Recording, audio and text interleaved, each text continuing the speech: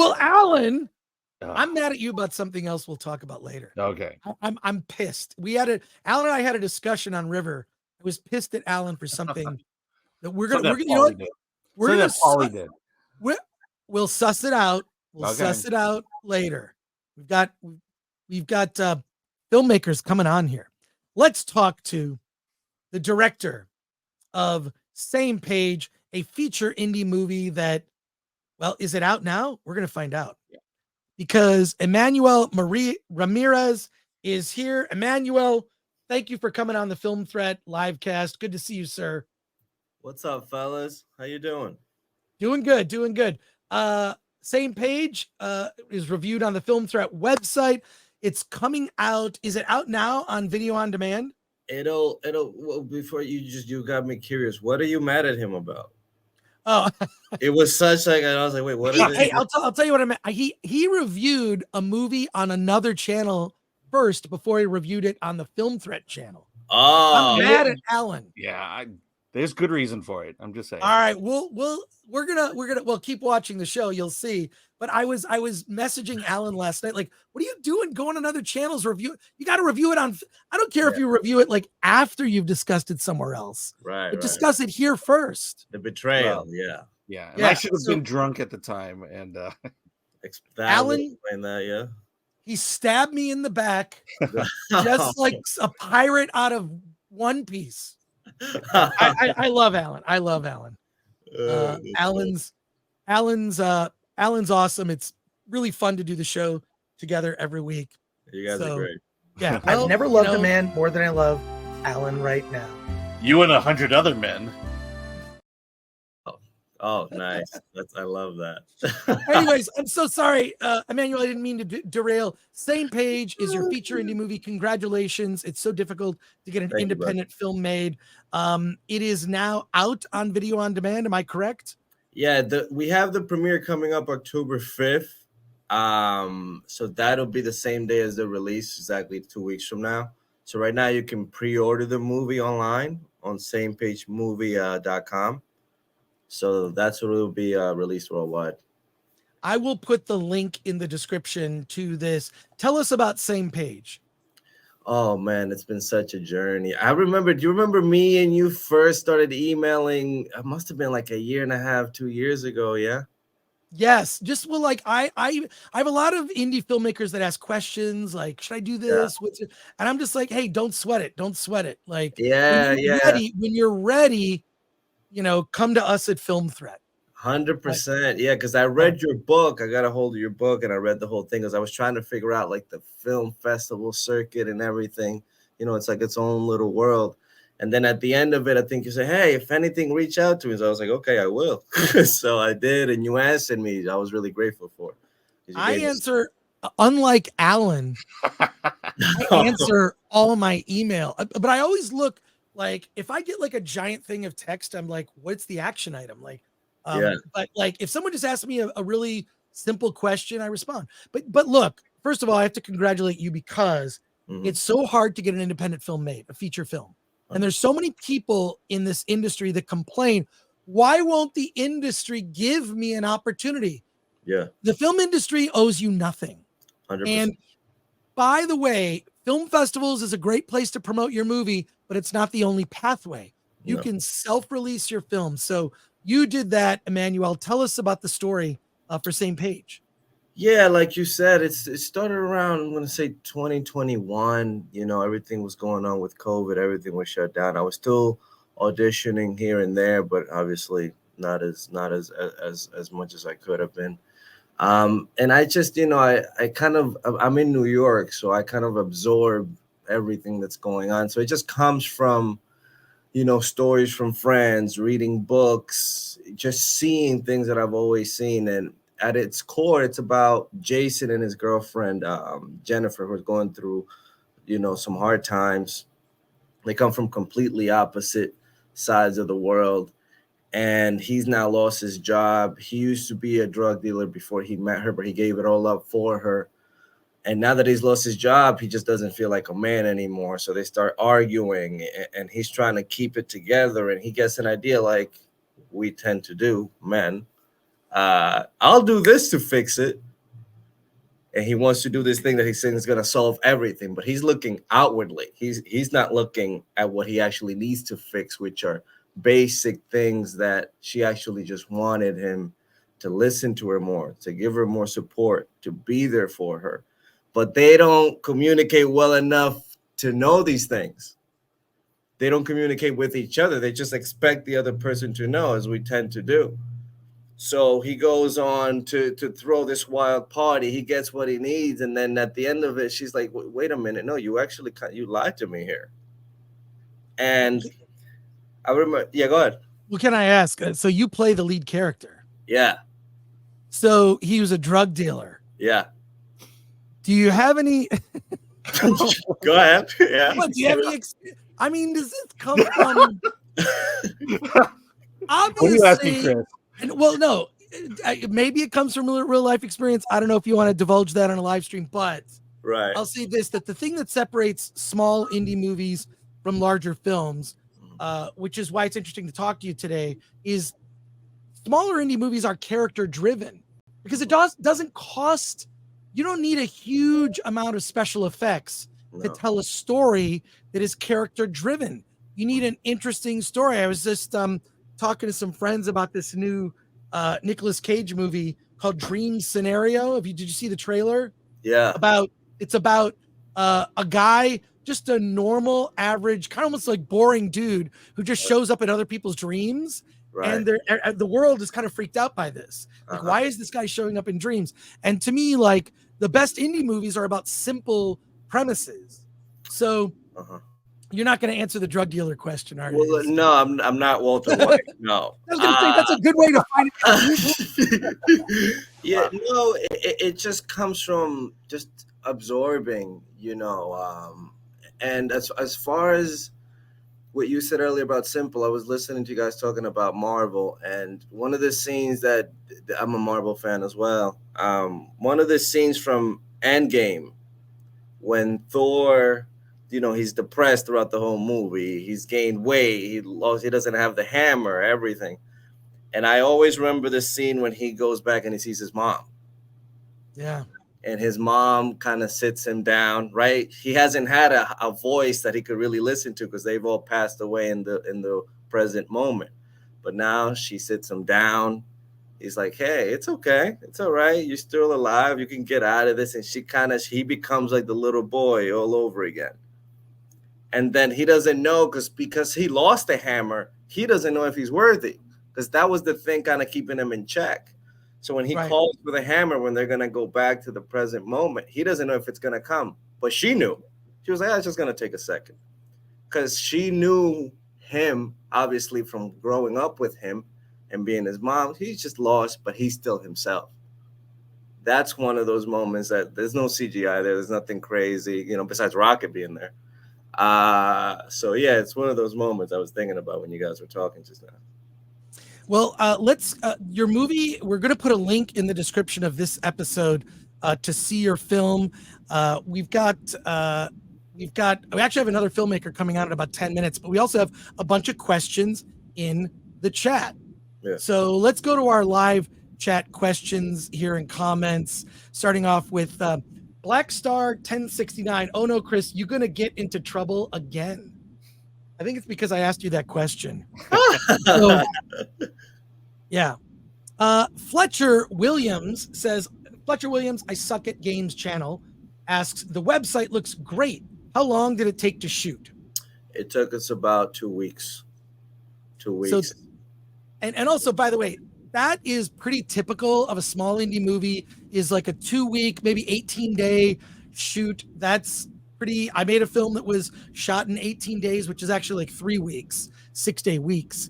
But that's tough. About that long, but we were rehearsing. Remember, at that time, it was only through Zoom. Like, in order to link up for the actual shoot, everyone had to get tested. We had to have protocols. It was, insane. But before that, we were doing Zoom rehearsals just separately. I kind of treated it like a play. Like, I would rehearse with one-on-ones. Let's just go over it. Then we have scenes where there's everyone. So we would do it that way just to get it, deep inside, so that by the time we showed up, it was just effortlessly. We're just doing the blocking. Gotcha. More No, questions. Oh, sorry. actually, More I had a questions. question. Oh, Yeah, go ahead, let me Alan. answer real quick. Yeah, but I had reviewed the original short film Yeah. that you had done. What was that journey like from getting it from the short to the And feature length? Alan Horkin asks, I'm not entirely clear if Emanuel Ramirez directed or not, might be confusing the short with the feature length version. You did both. Yeah. I did Okay. both, obviously, because I was starting to, and it's something that I want to look at to do when I do my next one, start and direct in, is, that's really hard. But in this one, I had a ton of help that I got, people that I went to acting school with and everything. So, the journey was amazing, man. The things you learn, the little intricacies of things that you don't even think about when you're just acting on a project or you just have one side of it is amazing. I was just thinking about it with this film. I got to start it, I got to write it, I got to produce it, I got to cast it, I got to get the location, I got to do the whole festival run, now the premiere, now talking to you guys. It's such a journey of all the things that go into it that no one's aware when you just show up to do a project. You're just an actor for hire. So it's one of those things that is so rewarding and that I'm so grateful for, and makes me excited for when I sit down and I start writing the next one. More questions here. Solomon Thornton asks, greetings, Sir Emanuel. Any advice for beginning filmmakers? Well, first off, I like the sir. Wow. um, what's funny? I was listening to you guys talk about the strike a couple of weeks back and what's going on, because it's here in New York. And I know a couple of people who are there, and some people are getting down about it. I know I have a couple of friends who, acting wise, are really going through it. I would just say follow, first of all, your passion, figure out what it is you want to do. And if you love it, if this is something you want to do, then at times you have to kind of be willing to cancel out the noise and just listen to that initial love that you had for it, and try not to judge it and get in your own way. A lot of times this isn't good enough. Nah, I can't do this. No, this isn't. And we're our own worst enemies. And a lot of times just do it. Just sit down, write what you want to write, pick a project and get started. A lot of times when I have to work out, when I have to go to the gym, whenever I have to do anything productive, I don't want to do it in the beginning. I'm like, I don't know. But then I always find, as I go, okay, let me just show up, and you get in that process of it. You always feel better after a workout. You're always like, oh man, why was this so hard? Man, why didn't I just come in? So I would just say be unstoppable. Follow your intuition, follow your love, follow your passion, and trust that that's going to get you to wherever it is you want to go. We've got limited time, unfortunately, but we've got more questions here. Real quick, Jesse Abundus says, how long did it take to write the script? That was a good 3 months, yeah. And then 3 months, yeah. Brock Samsonite, how difficult was it to play the lead while directing the piece? It was really hard. Yeah, what unique challenges did you face? It was really hard, and thank God I had a friend of mine, Stephen Bond, who, I mean, he held my hand through this whole thing. He stepped in when I had to do something, when I had something else I had to pay attention to. So I wouldn't say that I was the full director. I would give him more of that credit. Like I said, for the next one, I want to try to do both. But man, it's such a challenge taking that hat off. You really have to have your performance at such a point that it can't be interrupted no matter what happens. But there's just so many things on set that happen. Someone doesn't show up on time. Hey, this person needs this. Hey, that. And that little second just can throw off your focus. So I would just say rehearse to a point, get good people around you, and trust the process that you did. And Retro Nerd Girl says, wow, love Emanuel's advice. Thank you, Retro Girl. The nerd far away, hail Mr. Ramirez. Is it more fun to film in a studio or on location? I know it's often necessary to be in one place or the other, but I like to hear about what people enjoy when making movies. Oh man, I would say for me, on location is really fun. Being there in the environment, because you want to feel it. As an actor, you want to feel where am I? What's going on? What are my tools that I'm going to use? It's a lot of times when you're there, things come up that may not even be in the script, but they just make sense because you're there and you feel it and you get it in your instrument, in your body. That's why the blocking is so important. Okay, what's my area here? What's my platform? And sometimes you go where you weren't even supposed to, but then it makes sense. There's a great scene in the movie where Jennifer, that's my girlfriend's name in the movie, played by Elise, was great. We have this moment where it's all kind of crashing down, and her parents are coming on this side, her dad's on this side, her mom, and they all find out about what I did. And we couldn't figure out the blocking. We were like, okay, how are we gonna come? And it all just happened spontaneously that her mom came here, her dad came here, and she came in between, like, no. And I just looked at it and I was like, guys, that's the shot right there. We're just get out of the way. Look at it. It's happening right in front of us. So that's what I would say about location. As an actor, it's important to be there and feel it's your stage. Well, I also think it's important for our channel, Film Threat, to feature filmmakers like yourself, 100%. who just you're not waiting. This is also what I admire about you is I have one piece of advice for actors. Go ahead. Hire yourself, cast yourself. Stop going to these like auditions and whatnot and like, oh, I'm gonna, hope they hire me.